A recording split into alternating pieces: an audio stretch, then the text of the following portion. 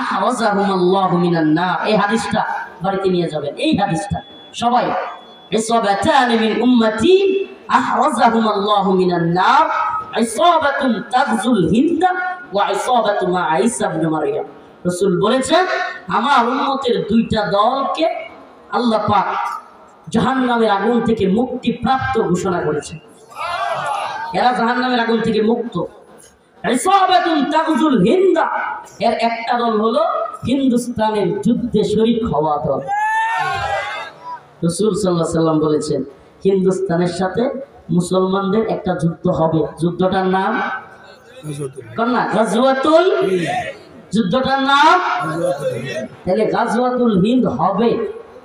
হিন্দুস্তানের হিন্দুত্ববাদী ব্রাহ্মণ্যবাদী তাগুতি শক্তির বিরুদ্ধে মুসলমানদের একটা যুদ্ধ হবে, এটা বিশ্বাস করেন তো? এই যুদ্ধে আমনে কোন দলে? আল্লাহ রসুল বলেছেন তিনটা দল হবে। রাসূল সাল্লাল্লাহু আলাইহি সাল্লাম বলছেন কয়টা দল হবে? এক দল প্রথম, রসুলের কথা আমার কথা, একদল যারা কিনা হিন্দুত্ববাদীদের বিশাল বড় সেনাবাহিনী আর অস্ত্র দেখা একদল ভাগবে। একদল প্রথমে, দ্বিতীয় নাম্বার দল শহীদ হবে। তৃতীয় একটা দল যারা বিজয়ী হয়ে আকসার দিকে হিন্দুত্ববাদী তাগুতি বড় বড় নেতাদের গলা ধরে টেনে হিচড়ে আকসার দিকে নিয়ে যাবে।